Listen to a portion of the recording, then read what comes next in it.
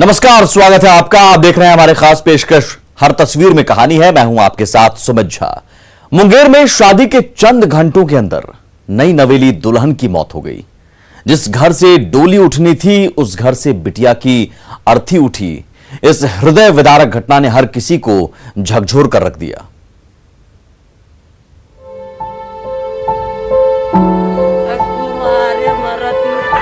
खुदिया गांव में रंजन यादव के घर पर बेटी की बारात आई है।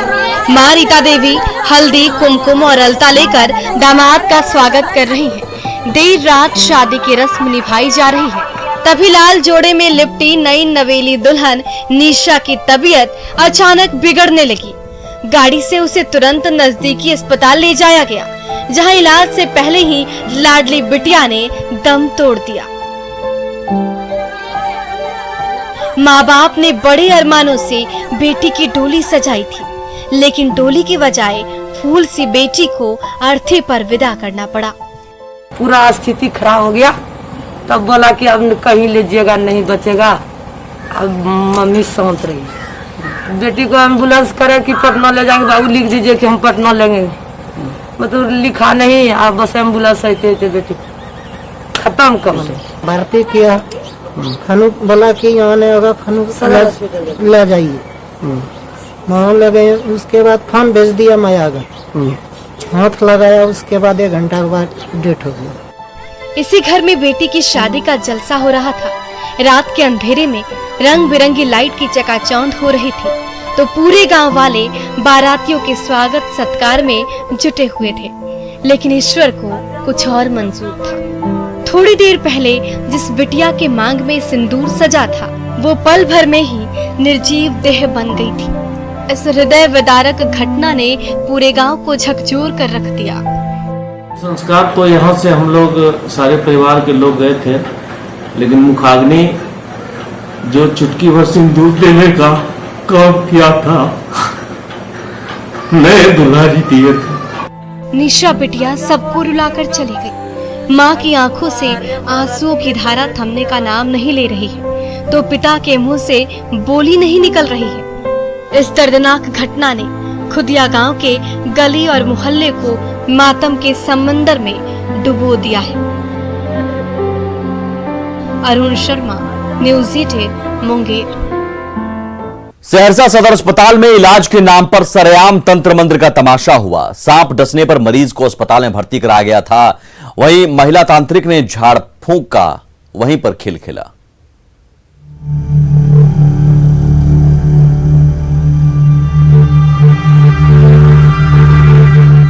सहरसा सदर अस्पताल में अंधविश्वास का ड्रामा चल रहा है। बेसुध मरीज परिजनों के सहारे जमीन पर पड़ा हुआ है, तो उस मरीज को चंगा करने के नाम पर तंत्र मंत्र का ढोंग करती दिख रही है महिला तांत्रिक।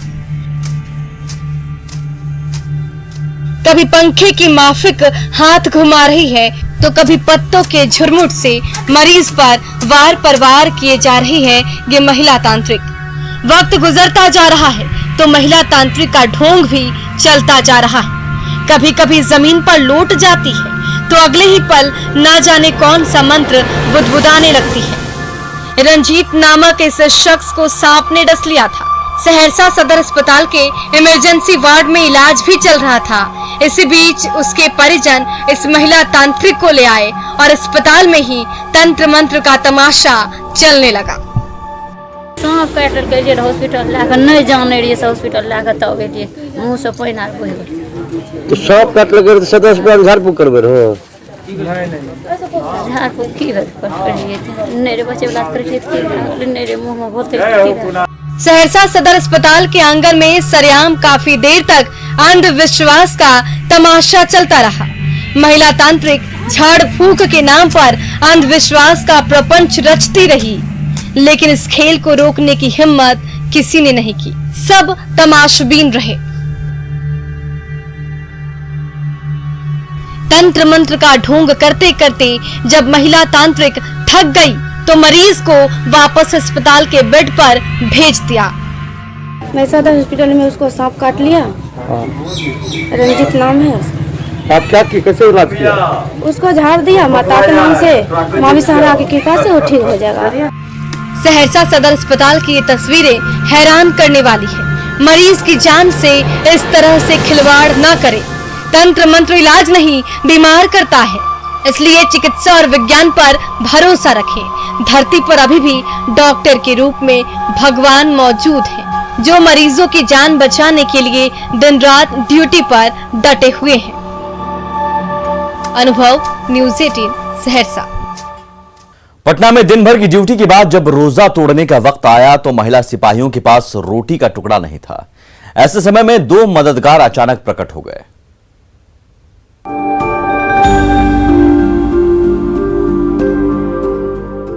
शाम का वक्त है। पटना की सड़क के किनारे पुलिस की जीप खड़ी है। अंदर राइफलों के बीच सीट पर खाने से भरा टिफिन रखा हुआ है, जिससे इफ्तार कर रही हैं महिला सिपाही शहजादी नाज, अफराना खातून और आरजू बानू। तो जीप के बाहर गर्मा गर्म चाय से भरा थर्मस लेकर खड़े हैं अमरजीत सिंह और उनके सहयोगी।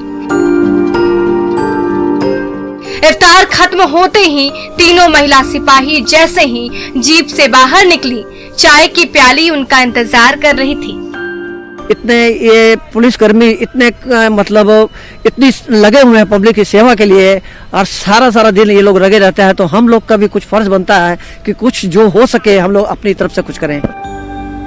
पटना पुलिस की ये तीनों जाबाज महिला सिपाही दिन भर ड्यूटी पर डटी हुई थी। तभी शाम हो गई और रोजा खोलने का वक्त हो गया, लेकिन इनके पास खाने को कुछ भी नहीं था। ड्यूटी छोड़कर कहीं जा भी नहीं सकती थी। करे तो करे क्या, समय बीतता जा रहा था। तभी ये दोनों सिख युवक देवदूत बनकर उनकी जीप के पास पहुँचे और खाने से भरी टिफिन उनकी ओर बढ़ा दिया, जिससे तीनों वीरांगनाओं ने इफ्तार किया। रोजा खोलने के बाद ही, और इन लोग हम लोग की वजह से लेट भी आते हैं, तो ये बहुत अच्छा लगता है। जानबूझ के इसी वक्त आते हैं जब खुला रहता है? हाँ बिल्कुल, जब हम लोग का इफ्तार हो जाता है उसके बाद ही आते हैं, तो ये और अच्छी बात लगती है, मतलब क्योंकि इन लोगों को पता चल गया कि हम लोग रोजे में कुछ खा पी नहीं सकते। कोरोना ने मानवता के सामने चुनौतियों का पहाड़ खड़ा कर दिया है, तो चुनौती की इस घड़ी में आपसी सद्भाव की डोर भी मजबूत हो रही है। रोजेदार मुस्लिम सिपाहियों के लिए खाने से भरा टिफिन लेकर पहुंचे सिख युवकों की ये सुखद तस्वीरें भी कोरोना का रिटर्न गिफ्ट की तरह ही हैं। आनंद अमृतराज, न्यूज़ 18 पटना। पटना में कोरोना का संकट गहराता जा रहा है तो सामाजिक कार्यकर्ताओं की टोली खुशियों की थाली लेकर निकल पड़े हैं भूखों और गरीबों का पेट भरने। गरम तवे पर गर्मा गर्म फुल्की रोटियां फूलती जा रही हैं और उन रोटियों पर देसी घी की परत चढ़ती जा रही है, तो आलू की जायकेदार सब्जी बनकर रेडी है। घी में डूबी फुल्की रोटी, सब्जी और अचार के टुकड़ों के साथ खुशियों की थाली पैक करने में जुटे हैं मारवाड़ी युवा मंच के ये मुस्तैद कार्यकर्ता। स्वाद से भरपूर खाने की थालियां तैयार होते ही उसे लेकर पटना के गली मोहल्लों की ओर चल पड़े हैं ये जाबाज योद्धा, ताकि कोरोना काल में कोई भूखा ना सोने पाए। लंच और डिनर प्रोवाइड करते हैं, जिसमें हमारे लंच में 4 रोटी, एक सब्जी, एक सलाद और एक अचार होता है। कभी कभार हम लोग राइस भी देते हैं, चावल भी देते हैं, वो हम लोग चेंजेस करते रहते हैं। ये हमारा खुशियों की थाली हमारा नाम हुआ। कोरोना काल में आप अकेले पड़ गए हो, आपको पेट की चिंता सता रही हो, तो घबराइए नहीं। मारवाड़ी युवा मंच के नंबर पर फोन घुमाइए। स्नेह और स्वाद से लिपटी खुशियों की थाली पल भर में आपके घर पहुंच जाएगी। फुल्की रोटी, स्वादिष्ट सब्जी और अचार का स्वाद लीजिए और प्रभु को धन्यवाद दीजिए, जिसकी बदौलत मारवाड़ी युवा मंच के ये जाबाज योद्धा आपके जैसे भूखे और असहायों के घर तक स्वाद और सेहत से भरपूर थालियां पहुंचाने में दिन रात छुटे हैं। 50 से 60 लोगों को खाना जा रहा है और उनका कॉलें आती है हमारे नंबर पर। हम लोग का पोस्टर पे 6 नंबर दिया गया है, उस पे सारे 6 आदमी का नंबर दिया गया, उस पे कॉलें आती है, हम लोग अटेंड करते हैं, फिर नोट डाउन होता है, फिर हम लोग उसको प्रोसेस करके भेजते हैं अलग अलग जगह में। संकट की घड़ी में जब महामारी का कहर बढ़ता जा रहा है तो भूख का संकट भी गहराता जा रहा है। ऐसे समय में मारवाड़ी युवा मंच जैसी न जाने कितनी सामाजिक संस्थाएं गरीबों और असहायों की भूख मिटाने के लिए सामने आई है। शैलेंद्र, न्यूज़ 18, पटना। बेगूसराय का निजी स्कूल कोरोना काल में मिनी अस्पताल बन गया है, जहां कोरोना मरीजों के इलाज के लिए ऑक्सीजन से लेकर तमाम हाईटेक इंतजाम किए गए हैं।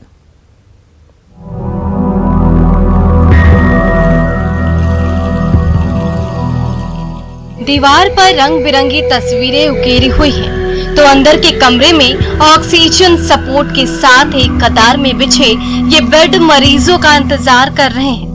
छोटे छोटे बच्चों को ABCD का पाठ पढ़ाने वाला ये स्कूल कोरोना काल में मरीजों को नई जिंदगी देने वाला ऐसा अस्पताल बन गया, जहां उखड़ती सांसों को बचाने के लिए हर मुकम्मल इंतजाम किया गया है। साफ सुथरा बेड तो बिछा ही हुआ है, हर बेड के पास पतली सी नली के साथ ऑक्सीजन सपोर्ट देने वाला मास्क भी लगा हुआ है, ताकि संकट की घड़ी में मरीजों तक ऑक्सीजन पहुंचाने में थोड़ी भी देर ना हो पाए। खर्च होगा स्कूल के फंड से होगा, इसमें कहीं कोई दूसरे आदमी का किसी का कोई फंड नहीं लिया जा रहा। स्कूल अपने खर्चे से इसको संचालित कर रही है। देश हित में मानवता के लिए ये कदम हम उठाए। कोरोना पीड़ित बहन के इलाज के लिए स्कूल के प्रबंधक पंकज सिंह जब अस्पताल के चक्कर लगा रहे थे तो उन्हें मरीजों और उसके परिजनों की परेशानी महसूस हुई। उन्होंने कोरोना काल में बंद पड़े अपने स्कूल को मेडिकल उपकरणों से लैस मिनी अस्पताल का रूप दे दिया। जल्द ही डॉक्टर और मेडिकल स्टाफ की तैनाती होते ही इस मिनी अस्पताल में कोरोना मरीजों का इलाज शुरू हो जाएगा। थोड़ा सा डॉक्टर का अभाव है, नर्सिंग स्टाफ का अभाव है, जिसका आज वो लोग इंटरव्यू कर रहे हैं। करने के बाद ये कल से या परसों से फंक्शन में आ जाएगा। तो कोरोना काल में बेगूसराय का ये स्कूल मानवता की सेवा करने के लिए ऐसा अस्पताल बन गया है, जहां कोरोना मरीजों को नई जिंदगी देने के लिए हर संसाधन मौजूद है। इसलिए संकट की घड़ी में तनिक भी घबराए नहीं, हौसला रखें। आपकी तरफ हर ओर से मदद के हाथ बढ़ते जा रहे हैं। संतोष कुमार, न्यूज़ 18, बेगूसराय। कोरोना काल में कटिहार की मां और बेटे समाज की मदद के लिए आगे आए हैं। मां सिलाई मशीन पर मास्क सिलती हैं और बेटे के साथ गरीब बस्ती में बांटती हैं, ताकि हर कोई कोरोना से बचा रह सके।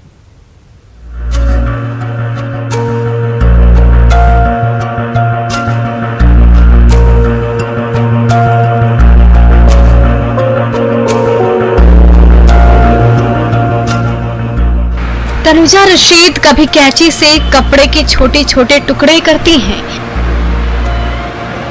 तो कभी सिलाई मशीन से उन टुकड़ों को आपस में जोड़ती हैं।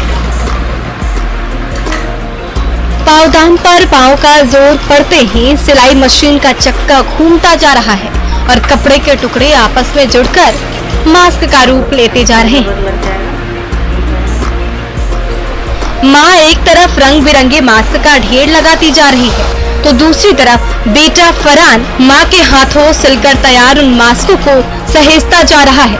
एक दिन माँ और बेटे मिलकर मास्क बनाते और पैक करते हैं, तो दूसरे दिन उसे गरीब बस्ती में बांट देते हैं, ताकि कोरोना के खिलाफ जंग कहीं से भी कमजोर ना हो पाए। इलाके में बहुत बैकवर्ड एरिया है, अभी भी वहाँ लोग अशिक्षित हैं, जिसको कि ये जरूरी नहीं समझते हैं कि मास्क पहनना चाहिए। बोलते हैं मास्क पहनने से क्या होगा, उसको समझाना पड़ता है। सबकी माँ अनमोल होती है, मेरी माँ तो और अनमोल है।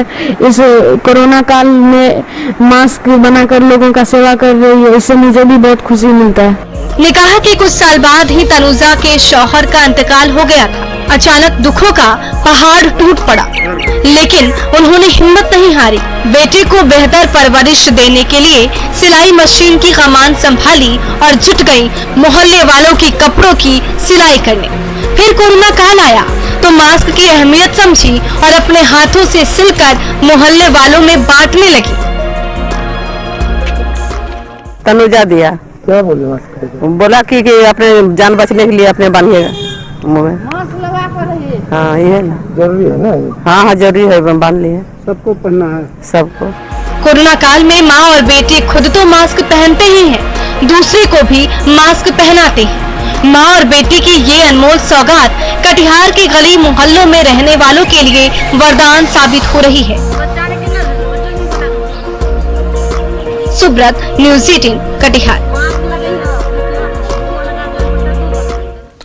पटना में एनसीसी का उड़न दस्ता कोरोना मरीजों और परिजनों की सेवा के लिए हर समय तैयार है। बस एक फोन करने की देरी है। एनसीसी के जांबाज सिपाही मदद लेकर तुरंत आपके पास पहुंच जाएंगे।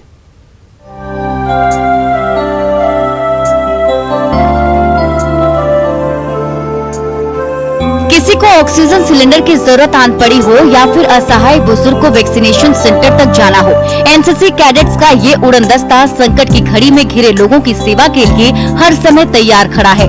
चाहे दिन हो या फिर रात, जब कभी भी जरूरत महसूस हो, हेल्पलाइन नंबर पर बेहिचक कॉल कीजिए।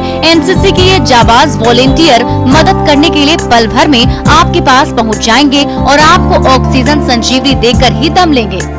जब हमने शुरू की थी 17 तारीख को और अभी तक हम लोगों ने करीब 1000 से ज्यादा निःशक्त बुजुर्ग लोगों का वैक्सीनेशन कराया है और करीब 3000 लीटर सिलेंडर ऑक्सीजन हम लोगों ने अभी तक सप्लाई कर चुके हैं। एनसीसी का ये कंट्रोल रूम 24 घंटे ऑन रहता है और इससे जुड़े 50 से भी ज्यादा जाबाज योद्धा अपनी ड्यूटी पर मुस्तैद रहते हैं। किसी को फोन संभालने की जिम्मेदारी है तो कोई कम्युनिटी हेल्प के लिए हर समय तैयार रहता है।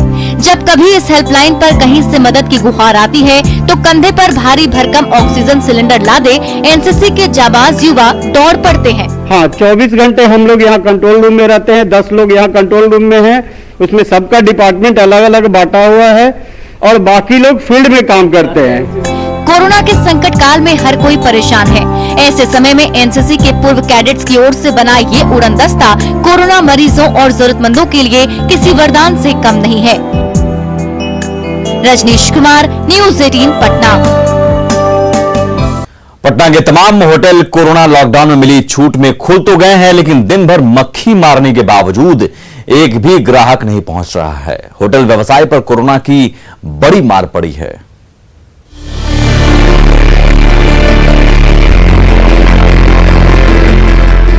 कोई 5 सितारा फैसिलिटी की गारंटी दे रहा है तो कहीं चकाचक लग्जरी सुविधाएं ग्राहकों का इंतजार कर रही है। लॉकडाउन की पाबंदी के दौरान हरी झंडी मिलने पर तमाम होटलों के दरवाजे तो खुल गए हैं, लेकिन छूट मिलने के बावजूद कोई अपनी पॉकेट ढीली करके इन होटल्स में ठहरने को तैयार नहीं है। रिसेप्शन पर बैठा मैनेजर हर समय टकटकी लगाए ग्राहकों का इंतजार करता रहता है, लेकिन वो इंतजार खत्म होने का नाम नहीं ले रहा। कोई फायदा नहीं है इससे, हम लोगों को कोई फायदा नहीं। कोई खुल के बैठे हैं लेकिन अभी आपका 11 बज रहा है, 11:20 हो रहा है, अभी तक एक भी कस्टमर नहीं आया है। पिछले साल कोरोना में भी यही हाल था। पिछले साल कोरोना में भी यही हाल था, इस साल भी यही हाल है सर। पटना के इस गली में एक कतार से दर्जनों छोटी बड़ी होटलें हैं। व्यस्त सीजन के समय ग्राहकों को इत्ताज है। व्यस्त सीजन के समय ग्राहकों की इतनी भीड़ उमड़ती थी कि इस गली में पैर रखने तक की जगह नहीं बचती थी। लेकिन महामारी के साथ साथ लॉकडाउन की ऐसी दोहरी मार पड़ी कि होटल के मैनेजर से लेकर कर्मचारी तक मक्खी मारने को मजबूर हो गए। इस होटल गली में हर तरफ सन्नाटा पसरा हुआ है और मालिकों के सामने होटल चलाना मुश्किल हो गया है।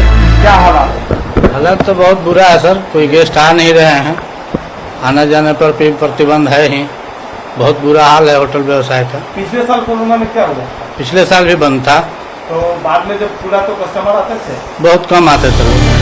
कोरोना की महामारी ने हर किसी को परेशान कर रखा है, तो ऐसे में पटना का होटल व्यवसाय भी महामारी की मार से दम तोड़ने के कगार पर पहुंच गया है। संजय कुमार, न्यूज़ 18 पटना। गिरिडीह में किसान प्रदीप राणा की मेहनत रंग लाई है। कोरोना काल में बंजर जमीन पर उन्होंने इतना पसीना बहाया कि हर तरफ हरी भरी फसल लहलहाने लगी।